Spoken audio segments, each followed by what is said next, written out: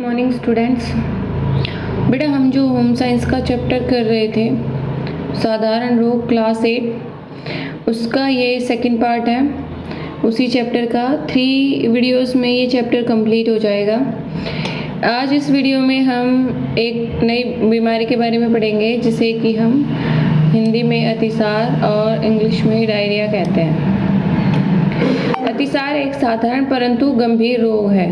मतलब रोग तो ये साधारण है, लेकिन अगर इसमें जो है हम लापरवाही बरतें तो ये गंभीर बन सकता है।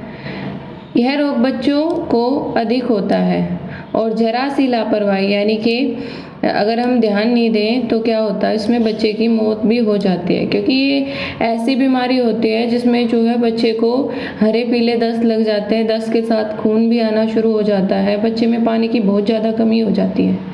पानी की कमी होने से क्या होता है, उसका ब्लड सर्कुलेशन कम हो जाता है। छोटा बच्चा है, बता नहीं पाता है, तो हमें लगता है कि बच्चा जो है बीमारी के कारण जो है ढीला पड़ गया, वो सो रहा है, लेकिन एक्चुअल में बच्चा जो है बेहोशी की कंडीशन में चला जाता है अगर थोड़ी सी लापरवाही हम बरतें, और लास्ट में उसकी डेथ भी हो सकती है। रोग के फैलने के कारण क्या हैं? अतिसार रोग के रोगाणु, अस्वच्छ दूध। सबसे ज़्यादा जो 2 मेन पॉइंट्स हैं जिनके कारण डायरिया होता है, जिसमें से फर्स्ट तो है अस्वच्छ दूध और सेकंड है गले सड़े फल। अगर ये चीज़ हम खाते हैं तो इनमें ज़्यादातर जो रोगाणु होते हैं वो इन्हीं चीज़ों में पाए जाते हैं। अब छोटा बच्चा क्या होता है कि उसको जो है जब वो 1.5-2 साल का होता है तो उसकी माँ, वो अपनी माँ का दूध पीना छोड़ देता है, लेकिन फिर भी उसकी वो हैबिट नहीं जाती, तो वो क्या करते हैं, उसको बॉटल से दूध पिलाया जाता है। ऊपरी दूध का मतलब होता है जो उसकी माँ का नहीं होता, उसको बॉटल से पिलाया जाता है। उसमें क्या होता है, अगर हम थोड़ा सा भी सफाई पे ध्यान नहीं देंगे तो जो दूध की बॉटल होती है बच्चों की, उसमें बहुत जल्दी ये रोगाणु पनपते हैं। विशेषकर दूध की बोतल का निप्पल जो है वो गंदा होता है, तो उसके कारण बच्चे के अंदर ये रोग हो जाता है। ये सबसे मोस्ट कॉमन रोग है बच्चों के अंदर, और इसका रीज़न जो है वो यही होता है मोस्टली कि अगर हम बोतल को जो है अच्छे से साफ़ नहीं करते हैं। जब भी कभी बच्चे को दूध पिलाया जाता है तो उसके बाद जो है उस दूध को दोबारा से यूज़ नहीं करना चाहिए, और हमेशा बोतल में दूध पिलाने से पहले कम से कम जो है 5-7 मिनट जो है उस बोतल को गर्म पानी में रखना चाहिए, ताकि उसके जो रोगाणु है वो नष्ट हो जाए। सेकेंड है अस्वच्छ वातावरण के कारण दूषित जल, भोजन से अतिसार के रोगाणु स्वस्थ मनुष्य के शरीर में प्रवेश कर जाते हैं और वहाँ पे रोग उत्पन्न करते हैं। मतलब ये है कि अस्वच्छ वातावरण यानी कि अगर हम साफ सफाई नहीं रखेंगे, गंदा खाना या गंदा पानी पिएंगे, तो उससे भी जो है उसके अंदर भी जो रोगाणु होते हैं डायरिया के, तो वो वहाँ से जो है एक हेल्दी मनुष्य की बॉडी में चले जाते हैं और फिर जो है रोग उत्पन्न कर देते हैं, मतलब उस व्यक्ति को बीमार कर देते हैं। कुपोषण के कारण, कुपोषण को कहते हैं इंग्लिश में मेल न्यूट्रिशन, जिसमें कि अगर हम जो है बैलेंस डाइट नहीं लेते हैं, हमारी बॉडी में बहुत सारी चीज़ों की कमी हो जाती है, तो हमारी जो इम्यून सिस्टम होता है, जो जिसको कि हिंदी में कहते हैं रोगों से लड़ने की क्षमता, वो कम हो जाती है। तो फिर अचानक से कोई भी रोगाणु जो है, क्योंकि हवा में पानी में हर जगह होते हैं, और जैसे ही हम उनके टच में आते हैं तो जिसकी इम्यून सिस्टम जिसका स्ट्रोंग होता है, तो क्या ये रोगाणु जब किसी स्वस्थ मनुष्य की बॉडी में प्रवेश करते हैं, अगर हमारा इम्यून सिस्टम बहुत ज़्यादा स्ट्रोंग है तो ये रोगाणु हमारी बॉडी में प्रवेश करते ही मर जाएंगे, ये हमें बीमारी नहीं फैलाएंगे। लेकिन अगर हमारा इम्यून सिस्टम कमज़ोर है, हमारी रोगों से लड़ने की क्षमता नहीं है, तो वो व्यक्ति जो है बहुत ही जल्दी बीमार पड़ जाता है। और जो कुपोषण का शिकार जो होते हैं उनका पाचन शक्ति भी क्षीण हो जाती है। मतलब पाचन शक्ति होती है डाइजेस्टिव सिस्टम, तो डाइजेस्टिव सिस्टम भी ऐसे लोगों का बहुत कमज़ोर होता है, कुछ भी खा पी नहीं पाते हैं ढंग से, तो ऐसे व्यक्ति अतिसार से शीघ्र ग्रस्त हो जाते हैं। ऐसे व्यक्ति जो है जिसका इम्यून सिस्टम कमज़ोर होता है ना बेटा, वो हर बीमारी से बहुत जल्दी ग्रस्त होता है, कोई भी बीमारी उसको बहुत जल्दी लग जाती है। अब है कि डायरिया के जो है सिम्टम्स क्या होंगे, कैसे पता चलेगा कि किसी को डायरिया हो गया नहीं हो गया। अतिसार से ग्रस्त रोगी को थोड़ी थोड़ी देर बाद पतले तथा पीले हरे रंग का शौच आता है। उसको जो है लूज मोशन हो जाएंगे और उसके लूज मोशन बिल्कुल जो है ग्रीन कलर के होते हैं, हल्के पीले और ग्रीन कलर के हो जाते हैं। एक सिंपल अगर किसी को लूज मोशन होता है तो उसमें क्या होता है, उसका स्टूल लूज हो जाता है, लेकिन उसका जो स्टूल है उसका कलर चेंज नहीं होता है। लेकिन जो डायरिया है उसमें सबसे जो डिफरेंट थिंग है वो यही है कि जो स्टूल है वो पीले और हरे रंग का हो जाता है।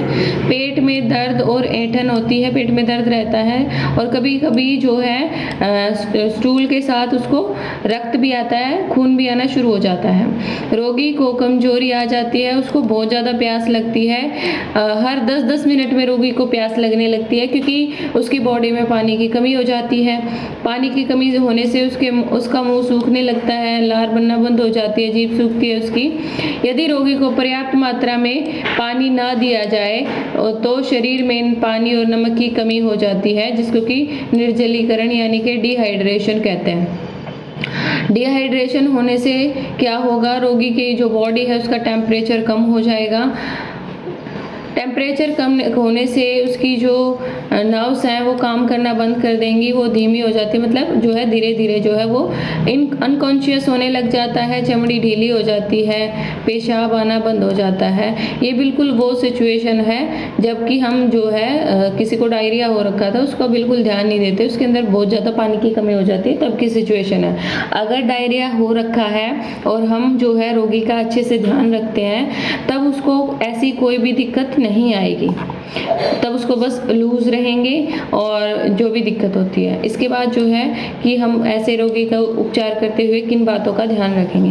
पहला, रोगी को सामान्य आहार देते रहना चाहिए, मतलब उसका खाना बंद नहीं करना चाहिए, बट उसको जो भी हम खाना दे रहे हैं वो लिक्विड फॉर्म में होना चाहिए, क्योंकि उसकी जो रोगाणु है वो उसके डाइजेस्टिव सिस्टम पे जो है अटैक करते हैं, जिसके कारण क्या होता है, डाइजेस्टिव सिस्टम कमज़ोर हो जाता है तो हम कोई भी हैवी खाना जो है उस टाइम पर पचा नहीं पाएंगे, हमें दिक्कत कर जाएगा, पेट में और दुगना दर्द हो जाएगा। इसलिए हमेशा जो है बिल्कुल लाइट लिक्विड वाला खाना देना चाहिए ताकि जिससे पानी की कमी भी ना हो। लेकिन रोगी को भूखा नहीं रखना चाहिए। अगर छोटा बच्चा है, अपनी माँ का दूध पीता है तो बेस्ट है उसको कि उसको माँ का दूध पिलाते रहें। रोगी के शरीर में पानी और नमक की मात्रा को कम करने के लिए बाजार से जो आप सबने सुन रखा होगा ORS का घोल पिलाया जाता है जिसको लूज मोशन होती है, ठीक है। ORS को जीवन रक्षक घोल कहते हैं।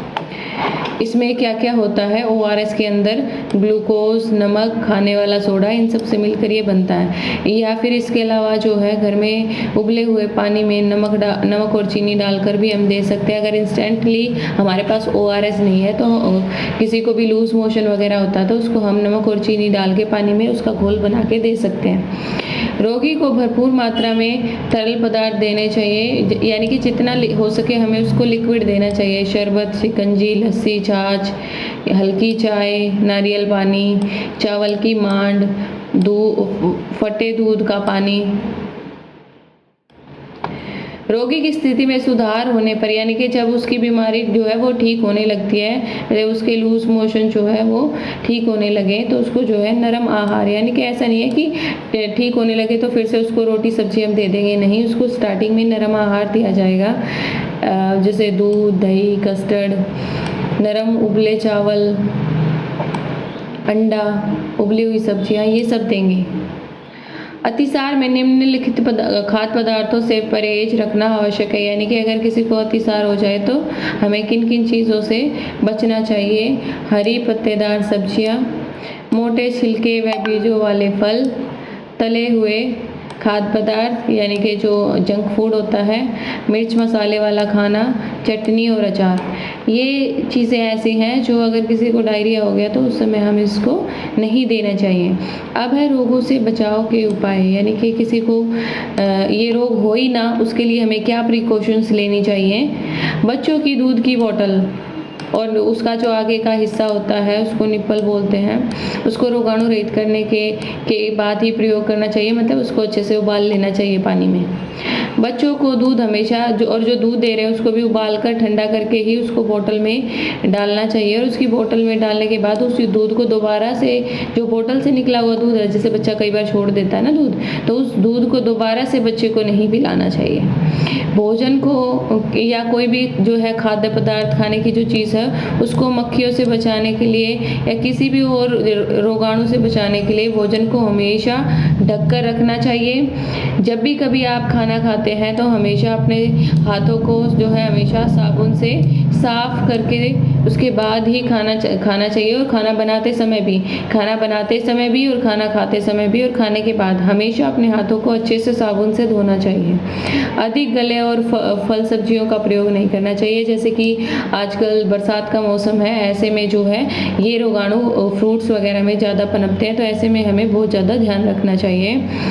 अब जो है आपका जो फर्स्ट चैप्टर है उसकी 2 पार्ट्स और रह गए हैं, आंखें दुखना और मलेरिया, और लास्ट में जो है कि बच्चों को कौन कौन से टीके लगवाने चाहिए, ये सब हम 3rd पार्ट में करेंगे। आपको वीडियो कैसी लगी आप मुझे कमेंट में बताएंगे, और आप चैनल पर नए हैं तो चैनल को लाइक और सब्सक्राइब कर लें, ताकि बार बार जो है आप जो भी वीडियो अपलोड हो वो आपको मिलती रहे। Okay, thank you.